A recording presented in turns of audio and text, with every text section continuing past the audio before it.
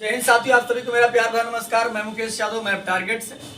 और आज हम लोग पढ़ेंगे कक्षा 12 की मैथ एक्सरसाइज 11.2 का इंट्रोडक्शन पार्ट 2। यदि बच्चे हम बात करें तो पिछली क्लास में हमने इसका इंट्रोडक्शन पार्ट 1 सीखा था कि अगर मान लेते हैं कि हमारी कोई एक रेखा है जो किसी एक पॉइंट से क्रॉस हो रही है और किसी एक लाइन के पैरेलल है, उसका हम इक्वेशन कैसे फाइंड आउट कर सकते हैं, यह हमने सीखा था। और साथ ही साथ उस पर बेस्ड हमने एक एग्जाम्पल भी किया था।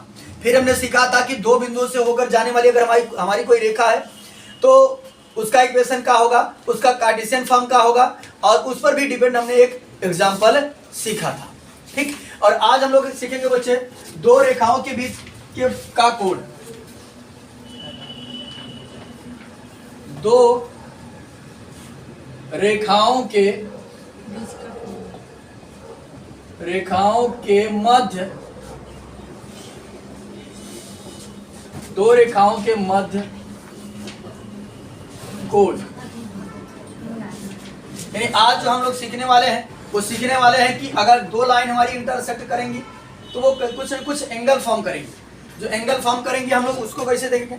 मान लेते हैं बच्चे, यहाँ समझिएगा ध्यान से, ऐसे दो रेखाएं हैं कुछ इस तरीके से।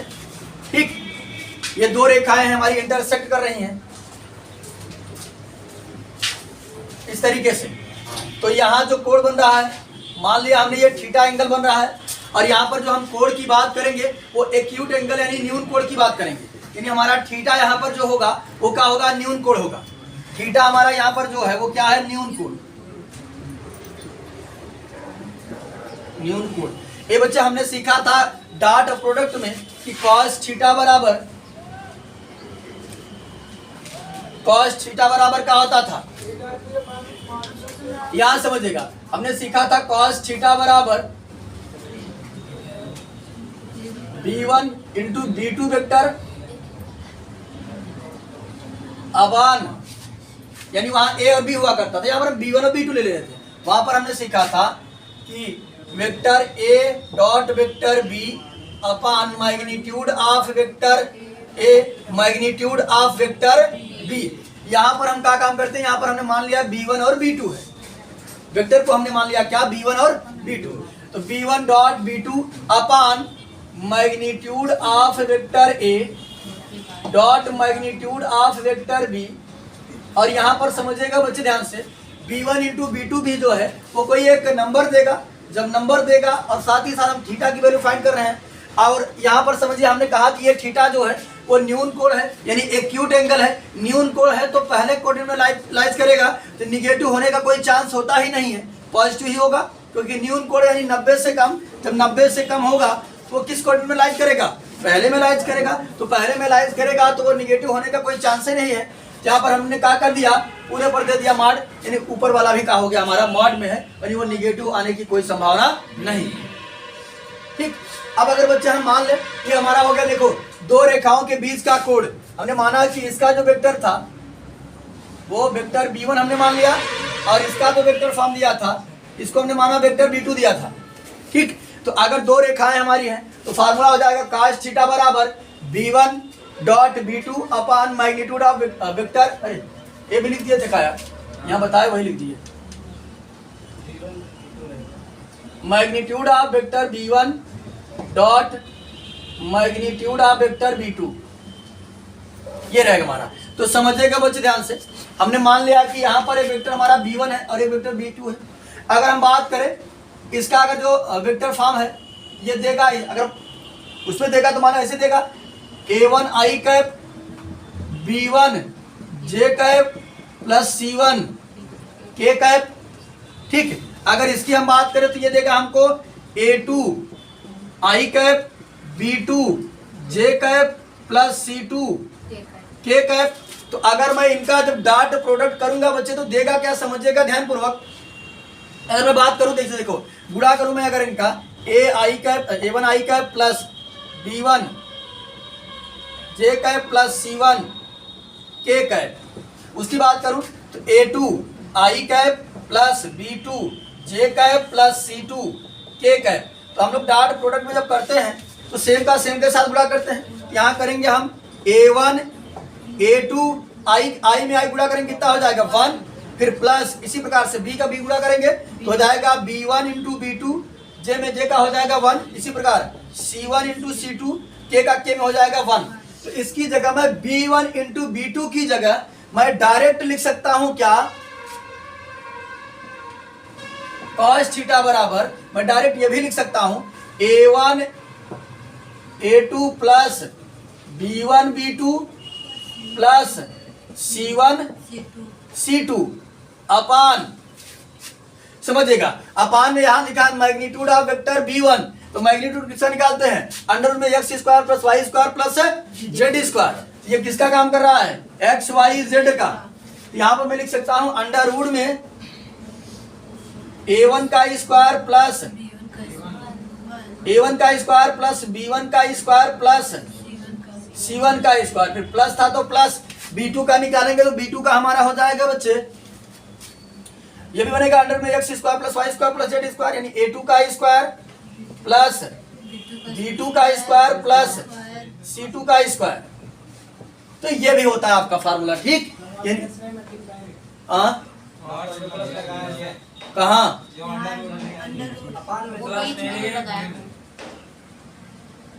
यही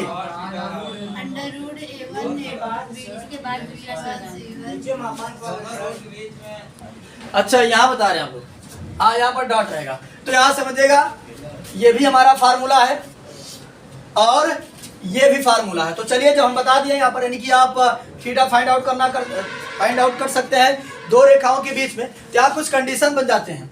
ये बच्चे यदि हम बात करें, देखो जब अगर हमारा ये परपेंडिकुलर होगा, ठीक है, अगर मान लेते हैं ये रेखाएं ऐसे ना होकर रेखाएं ऐसे परपेंडिकुलर हो, तो जब रेखाएं परपेंडिकुलर होंगी तब थीटा 90 डिग्री फॉर्म होगा, और जब थीटा 90 हो जाए तो cos 90 का मान कितना होगा, 0, और जब cos 90 का मान 0 हो जाएगा, इसका इधर गुणा करेंगे क्या हो जाएगा, तो बचेगा कौन, वो बचेगा, समझिएगा ध्यान से।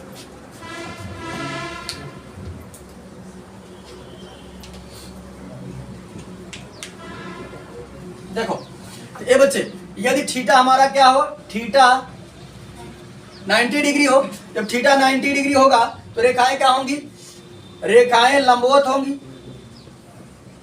रेखाएं लंबवत होंगी। जब रेखाएं लंबवत होंगी, थीटा की जगह हम 90 डिग्री रखेंगे तो cos 90 का मान हो जाएगा 0, और इस चीज का हर का गुणा करेंगे तो पूरा क्या हो जाएगा 0, बचेगा हमारा केवल अंश, यानी तब होगा हमारा a1 a2 plus b1 b2 plus c1 c2 equal to 0। तो जब हमको परपेंडिकुलर कहेगा कि रेखाएं लंबवत हैं तो डायरेक्ट हम ये फार्मूला लगाएंगे, यानी ये कॉम्बिनेशन बनेगा, ठीक। ये जानते रहे अगर रेखाएं परपेंडिकुलर हैं तो उनके बीच की जो डिस्टेंस हम बात करें तो a1 a2 b1 b2 c1 c2 बराबर का होगा 0 होगा। उसके बाद समझिएगा बच्चे, यदि थीटा बराबर हम रख दे, थीटा बराबर रख दे 0, जब थीटा बराबर रख बच्चे बात नहीं समझो, जब थीटा बराबर अगर हम रखेंगे कितना 0 रखेंगे तो दोनों रेखाएं संपाती होंगी, समांतर हो जाएंगी, ठीक। तो रेखाएं उस दशा में क्या होंगी, रेखाएं समांतर होंगी। जब रेखाएं समांतर होंगी बच्चे तब हमारा रिलेशन बनता है, ठीक, रिलेशन बनता है a1 upon a2 equal to b1 upon b2 equal to c1 upon c2, तब ये रिलेशन बनता है। तो एंगल के संबंध में यही तीन बातें थी कि हम एंगल कैसे फाइंड करेंगे, अगर परपेंडिकुलर होंगी तो क्या बनेगा, पैरेलल होंगी तो क्या बनेगा, ये तीनों कंडीशन को हमने क्या किया बता दिया आपको। यहाँ समझिएगा मेन फार्मूला हमारा ये है, इसी से निकलकर ये आता है, फिर उसके बाद कंडीशन यहाँ बनता है, ठीक। अब हम लोग इसको इरेज करते हैं और अब आगे हम लोग पढ़ेंगे दो रेखाओं के मध्य न्यूनतम दूरी, शॉर्टेस्ट डिस्टेंस, ठीक। अब हम लोग पढ़ेंगे शॉर्टेड डिस्टेंस। अब यदि हम बात करें तो दो रेखाओं के बीच की दूरी की हम यहाँ बात करेंगे कि दो रेखाओं के मध्य शॉर्टेड यानी न्यूनतम दूरी हम कैसे फाइंड आउट कर सकते हैं। समझिए कि बच्चे अगर हम बात करें तो रेखाएं तीन प्रकार से हो सकती हैं, या तो रेखाएं एक दूसरे को इंटरसेक्ट कर देंगी, तो जब रेखाएं एक दूसरे को काटेंगी तो इनका शॉर्टेड डिस्टेंस कितना हो जाएगा 0, क्योंकि एक दूसरे के पास ही में है ये, ठीक। या तो रेखा पैरेलल हो सकती है, तो पैरेलल हो जाएगी तो इन दोनों रेखाओं के बीच की दूरी जो होगी वही न्यूनतम दूरी हो जाएगी। या रेखा ऐसे हो सकती है जो ना तो पैरेलल होगी ना इंटरसेक्ट करेगी, ठीक, ना ये पैरेलल होगी और ना ये क्या करेगी, इंटरसेक्ट करेगी। इसका समझिएगा फार्मूला, इसका तो हो जाएगा 0, इसका तो इसके बीच का न्यूनतम दूरी है, इसको भी लिखवा दे रहे हैं। समांतर का समझिएगा कि जब समांतर रेखाएं समांतर होंगी तब का डिस्टेंस क्या होगा उसका समझिएगा ध्यान से। अगर दो रेखाएं बच्चे समांतर है, उनके बीच की डिस्टेंस की अगर हम बात करें तो उनके बीच के डिस्टेंस हमारा जो बनता है वो इसका फार्मूला होता है वेक्टर बी, ब्रैकेट में होता है हमारा a2 minus a1, vector a2 minus vector a1 upon vector b,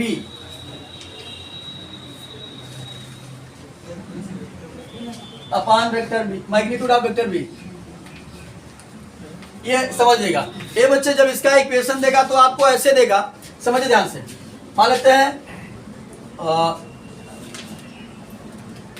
a1 i cap plus a2 j cap plus a3 k cap, और ऐसे फिर यहाँ देगा lambda b1 i cap b2 j cap c2 c3 k cap, ऐसे देगा एक equation. यानी इस लाइन का इक्वेशन कुछ इस फॉर्म में देगा और इसी प्रकार से इस लाइन का इक्वेशन भी देगा। यहाँ हमको लिखेगा a2 i कैप, या मान लेते हैं यहाँ a1 b1 है तो यहाँ पर इस तरीके कुछ और मान लेते हैं वेक्टर भी, a1 में सब a1 ही रहेगा, मान लीजिए यहाँ भी a1 a2, यहाँ b1 b2 और b3, और यहाँ पर मान लेते हैं ऐसे दे देगा हमको c से मान लेंगे c1 i cap c2 j cap, उसके बाद यहाँ पर इस तरीके से यहाँ रहेगा म्यू। यानी यहाँ पर हम बात करें तो ये दो इक्वेशन हमको देगा, यानी ज्वाइनिंग के फॉर्म में देगा, ठीक, ज्वाइन करके देगा। बात समझ में आई, ठीक। तो आया बच्चे समझेगा, यानी कि यहाँ पर हमें जो इन लाइन का जो इक्वेशन देगा, इस लाइन का इक्वेशन देगा वो इस फॉर्म में देगा हमारा, देखिए ऐसे देगा। ये हमारा बात करें हम तो देगा हमको a2 मान लेते हैं a1 plus lambda vector b1 या b, क्योंकि समांतर है तो b तो सेम ही रहेगा। a1 यानी a1 का हो जाएगा a1 i का, a2 j का, a3 b का, ऐसे चलेगा जो भी रहेगा i j के, यहाँ भी चलेगा i j के b के साथ b1 b2 जो भी मानेगा। और यहाँ हो जाएगा a2 plus mu vector B, इस फॉर्म में देगा, ठीक। यहाँ a2 रहेगा a2 a3, यानी a2 b2 c2 चलेगा, यहाँ a1 b1 c1 चलेगा, और यहाँ पे b का तो सेम ही रहेगा, यानी b1 का जो भी रहेगा उसे फॉर्म में ही देगा, ठीक। यानी यहाँ पर हमको जो पैरेलल लाइन का जो इक्वेशन देगा वो इस फॉर्म में देगा, यानी एक सिंगल नहीं देगा। यानी इस लाइन के वेक्टर, इस लाइन के समीकरण में दो वेक्टर रहेगा, एक a1 रहेगा, एक वेक्टर b रहेगा, एक इसमें भी एक वेक्टर a2 रहेगा और एक वेक्टर b रहेगा, b तो सेम रहेगा। बस समझ आई। तो यहाँ समझिए कि समांतर रेखाओं के, सॉरी ये हमने इसके बताया है, इसका समांतर रेखा वाला, तो समांतर रेखाओं के बीच की डिस्टेंस को अगर हम फाइंड आउट करना चाहते हैं तो वो इस रूप में हमको दिया जाएगा। कुल मिलाकर क्या, इस रूप में हमको दिया जाएगा इक्वेशन, और हम इसमें यहाँ से निकाल करके आसानी से जो है वो हम क्या कर सकते हैं, बता सकते हैं। यानी हमारा a1 वेक्टर यहाँ से आ जाएगा, a2 वेक्टर यहाँ से आ जाएगा, वेक्टर b हमारा वेक्टर b सेम रहेगा, ठीक, जो भी आपको देगा, ठीक है। तो चलिए अब अगर हम बात करें कि इसका निकालते हैं, इसके यानी ये विषमतल, यानी कि इसका जो है वो सेम नहीं है। अगर हम डिस्टेंस की बात करें, ये देखो ये तो पैरेलल था, जितना यहाँ था इतना यहाँ भी था, इसमें तो डिफरेंट है, तो इसको समझिएगा। इसका भी इक्वेशन जो बात करेंगे बच्चे, यार देखो पर इसका इक्वेशन समझ, इसका इक्वेशन कैसे देगा। इसका इक्वेशन देगा ऐसे a1 vector plus lambda vector b1, ऐसे देगा, यानी a1 और b1 डिफरेंट होंगे, और यहाँ भी हो जाएगा vector a2 plus mu vector b2, यानी इसमें याद समझिए, इसमें तो वेक्टर b सेम था, इसमें वेक्टर b1 और b2 का होंगे, डिफरेंट होंगे, इस फॉर्म में देगा, ठीक। तो चलिए इसका भी फार्मूला हम लोग जान लेते हैं।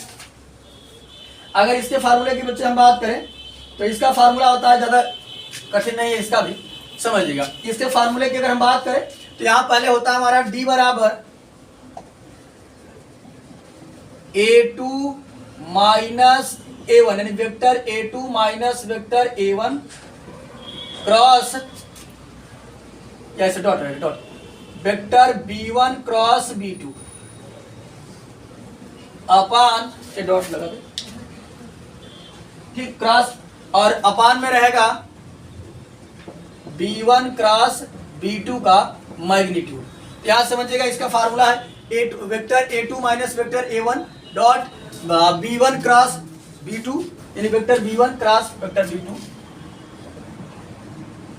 और magnitude of vector B1 cross vector B2। तो यहां से हमारा आ जाएगा A1 और B1 वेक्टर, यहां से आ जाएगा हमारा A2 और A1 B1 यहां से आ जाएगा, A2 B2 वेक्टर हमारा यहां से आ जाएगा, ठीक। तो आप इस तरीके से निकाल सकते हैं। और इसका कार्टेशियन फॉर्म है उसको भी बता देते हैं, बाकी ये समाप्त होता है। यहां समझिएगा जब हमको वेक्टर फॉर्म में देगा, जब हमको वेक्टर फॉर्म में देगा तब तो हम ऐसे बताएंगे, जब हमको कभी कार्टेशियन फॉर्म में दे देगा तो कार्टेशियन फॉर्म में देगा, जैसे कार्टेशियन फॉर्म मान लेते हैं ऐसे देगा आपको x माइनस x1 A1 फिर बराबर y माइनस y1 अपान B1 बराबर z माइनस z1 अपान C1, फिर यहाँ रहेगा x माइनस x2 अपान A2 बराबर y माइनस y2 अपान B2 बराबर z माइनस z2 अपान C2। ये हमारा कार्टेशियन फॉर्म है। तो यहां समझिएगा ध्यान से बच्चे, अब कार्टेशियन फॉर्म में जब देगा तो हम कार्टेशियन फॉर्म में कैसे निकालेंगे उसको समझिएगा ध्यान से। या तो हम क्या काम करें, इसको बच्चे जो है वो हम या तो हम क्या काम करें, इसको हम वेक्टर में चेंज कर दें, वेक्टर में चेंज करके ऐसे लगा दें। देखो वेक्टर से अगर चेंज करेंगे तो हमारा A1 B1 C1 जो है इससे हमारा कहाँ गया, इससे हमारा वेक्टर A1 आएगा, ठीक। A1 B1 C1 से हमारा कहाँ आएगा, वेक्टर A1 आएगा, A2 B2 C2 A1 आएगा, हाँ, लेकिन इससे वेक्टर हमारा ये निकाल रहे हैं, कहाँ गया, वेक्टर A1 आएगा इससे हमारा, और इससे A2 B2 C2 से जो आएगा हमारा वेक्टर A2 आएगा, और उसके बाद ये x1 y1 z1 से हमारा ये आ जाएगा B1 और x2 y2 z2 से आ जाएगा हमारा वेक्टर B2, ठीक, उससे निकल कर आ जाएगा। तो अब यहाँ समझिए वो तो सिंगल वाले में जो बताए थे ABC अपन नीचे होता है। तो बच्चे समझिएगा ध्यान से, कार्टेशियन फॉर्म में हमारा होता है अगर बात करें हम तो देखो x2 माइनस x1 पहले तो i करेगा, i कैप j कैप और k कैप, फिर रहेगा x2 minus x1 y2 minus y1 z2 minus z1, उसके बाद हमारा रहेगा यहाँ पर फिर तीसरा A1 B1 C1 और A2 B2 C2 A2 B2 C2, इसको छोड़ देते हैं A2 B2 C2, और ये तो हमारा हो गया किससे, इसके हमने जो माइनस करके और ये गुणा करके निकाला, अपान इसका रहेगा नीचे वाले का मैग्नीट्यूड यानी अंडर रूट में, ठीक। तो यहाँ समझिए B1 लिखेंगे, वेक्टर B1 लिख लीजिएगा, वेक्टर C1 लिख लीजिएगा, फिर I J K से क्या करेंगे, क्रॉस प्रोडक्ट उसका आएगा नीचे रख देंगे, तो उसका जब क्रॉस प्रोडक्ट करेंगे आपका बनेगा अंडर रूट में B1 C2 minus B2 C1 B2 C1 का होल स्क्वायर प्लस बनेगा आपका C1 A2 minus A2 C1 का होल स्क्वायर, फिर अंडर रूट में बन जाएगा अच्छा C2 A1 C2 A1 हाँ C2 A1 C2 A1 हो जाएगा, फिर आपका लास्ट में बनेगा A1 B2 plus A2 B1 minus 1 का होल स्क्वायर, ठीक, A2 B1। ये आपका क्या बनेगा, कुल मिलाकर के जो है वो आपका कार्टेशियन फॉर्म में जब रहेगा तब शॉर्टेस्ट डिस्टेंस आप ऐसे निकाल सकते हैं। या तो आप कार्टेशियन निकालना चाहते हैं तो आपको इस तरीके से सॉल्व करना पड़ेगा, डिटरमिनेंट बनाओ फिर इसको निकालो। इससे अच्छा है कि हम क्या काम करें, कार्टेशियन में दिया रहेगा, वेक्टर में चेंज कर देंगे फटाक से, और वेक्टर में चेंज करने के बाद आसानी से हम निकाल सकते हैं। डिटर्मिनेंट हमको सॉल्व करना पड़ेगा। डिटर्मिनेंट सॉल्व करने से इतना कैलकुलेशन कौन करेगा डिटर्मिनेंट में? इससे अच्छा है कि उसको वेक्टर फॉर्म में कन्वर्ट करो और फिर इसी फार्मूले से लगा दो। ठीक, बाकी आपकी इच्छा बनती है तो आप इससे भी कर सकते हैं, कोई दिक्कत नहीं है, लेकिन हमें तो जो है वो वेक्टर फॉर्म ही अच्छा लग रहा है। तो आप क्या काम करिए, इसको वेक्टर फॉर्म में कन्वर्ट करिए और फिर वेक्टर फॉर्म में कन्वर्ट करके आसानी से आप सॉल्व कर देते हैं। ठीक, आए बच्चे, यहाँ पर हमने एक एग्जाम्पल लिख रखा है, यानी जो भी हमने न्यूनतम दूरी, दो रेखाओं के बीच की न्यूनतम दूरी की बात किया, उसी से संबंधित हमने एक एग्जाम्पल लिखा है। तो हमारे पास अगर बात करें हम, तो दो रेखाओं का समीकरण दिया गया है, एक हमको दिया गया ये और दूसरा हमको दिया गया ये बच्चे जो अगर भी आपने कहा कि एक्स वाई जेड क्या, एक्स वाई जेड ये पोजीशन वेक्टर है, एक्स आई कैप प्लस वाई जे कैप प्लस जेड के कैप। और यहाँ समझिएगा, हम बताए अभी जो पहले आएगा वो हमारा A1 वेक्टर होता है, और जो यहाँ आएगा वो B1 वेक्टर होता है, और जो यहाँ आता है वो A2 वेक्टर होता है, और जो यहाँ रहेगा वो B2 वेक्टर होता है। बस सुनाई। तो सबसे पहले हम लिख लेते हैं A1 वेक्टर की अगर बात करें हम, तो A1 वेक्टर हमारा है आई कैप प्लस जे कैप और के है ये नहीं है, मतलब के जीरो है। अगर बात करें हम A2 वेक्टर की, ये हमारा A2 वेक्टर बनता है 2i कैप प्लस जे कैप माइनस के कैप। है बच्चे, बात ना करो, फिर यहाँ समझिएगा। अगर बात करें यहाँ से हमारा आता है B1 B2, तो यहाँ समझिए अगर B1 वेक्टर की हम बात करें तो B1 वेक्टर हमको दिया है 2i कैप माइनस जे कैप प्लस के कैप। उसके बाद समझिएगा B2 वेक्टर हमको दिया गया है बच्चे 3i cap minus 5j cap plus 2k cap. इन दोनों, अगर बात करें इन दोनों रेखाओं के बीच को हमको डिस्टेंस फाइंड आउट करना है, तो अभी हमने डिस्टेंस का फार्मूला लिखा। ये बच्चे माड में यहाँ हमारे बताया कि vector A2 minus vector A1, ठीक, डॉट ब्रैकेट में vector B1 cross vector B2 upon magnitude of vector B1 cross B2। तो यहाँ देखो बच्चे, पहले अगर हम बात करें तो हमको आवश्यकता पड़ने वाली है B1 क्रॉस B2 की। तो हम B1 क्रॉस B2 यहाँ पर दिखा नहीं रहे, रफ कार में कहीं का ले रहे हैं। यहाँ बनेगा आई जे के। ये बच्चे B1 का पहले एलिमेंट लिखते हैं, B1 का एलिमेंट कितना है 2 माइनस 1 उसके बाद इसका कितना है B2 का 3 माइनस 5 2। तो यहाँ समझेगा बच्चे, जब हम अगर यहाँ निकालेंगे B1 क्रॉस B2, जब आई लेंगे हम तो समझेगा हमारा ये छूटा और ये छूटा डिटरमिनेंट रहेगा, ये छूटा और ये छूटा, तो जाएगा -2 घटाने के लिए माइनस, और माइनस माइनस क्या हो जाएगा प्लस का 5, और फिर माइनस जे कैप, तो ये छूटा और ये छूटा 2 दूना 4 -3 1 के 3, फिर हमने प्लस का वेक्टर के कैप लिया, तो ये छूटा और ये छूटा -10 और घटाने 3 1 के 3 घटाने के लिए क्या हो जाएगा, एक माइनस और आ जाएगा, प्लस का 3 हो जाएगा। तो यहाँ बनेगा कुल मिलाकर के बच्चे अगर हम बात करें 3i कैप और माइनस जे कैप और -7k कैप। ठीक, तो अगर हम बात करें बच्चे तो सबकी वैल्यू रख देते हैं हम लोग। इसका मैग्नीट्यूड नीचे हो सकता है तो मैग्नीट्यूड भी निकाल लेते हैं। मैग्नीट्यूड हो जाएगा अंडर में x स्क्वायर 3 का स्क्वायर प्लस -1 का स्क्वायर प्लस -7 का स्क्वायर, 3 3 का 9 और 1 1 1 9 1 10 7 7 49 59।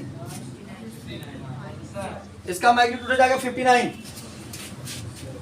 ये बच्चे समझिएगा ध्यान से, यहाँ हम करते हैं d बराबर होता है A2 माइनस A1, तो A2 में से A1 को घटाना है, 2 में से 1 घटा तो 1 यानी आई कैप, फिर J में से J घटा तो 0, कहानी समाप्त। और यहाँ -1 में से 0 घटा तो क्या हो जाएगा माइनस का K कैप, ये बना हमारा। और यहाँ हमने क्रॉस प्रोडक्ट का निकाला, कितना आया है 3i cap minus J cap -7k cap upon इसके मैग्नीट्यूड को हमने निकाला 59 अंडर रूट 59। ये बच्चे यहाँ पर हम गुणा करेंगे तो डी बराबर हमारा आ जाएगा आई में, यानी 1 का गुणा 3 में करेंगे तो 3 हो जाएगा, आई में आई का 1 हो जाएगा। यहाँ जे नहीं है तो जी को मानेंगे 0, तो कहानी समाप्त। और ये माइनस माइनस का हो जाएगा प्लस, 7 एक के 7 और के में के का गुणा करेंगे तो 1 आ जाएगा अपन √59। 7 3 10 हो गया हमारा डी बराबर कुल मिला करके 10/√59 मात्रक। ठीक, ये कुल मिला करके अगर हम बात करें तो ये हो गया दो रेखाओं के बीच शॉर्टेस्ट डिस्टेंस। ठीक है, तो आज की क्लास में हमने एक्सरसाइज 11.2 का जो भी इंट्रोडक्शन था हमने उसको कवर कर लिया है। अब हमारा जो नेक्स्ट क्लास होगा वो इसके एक्सरसाइज के प्रश्नों पर होगा। तो इस वीडियो में इतना ही, बाकी मिलते हैं नेक्स्ट वीडियो में, तब तक के लिए जय हिंद।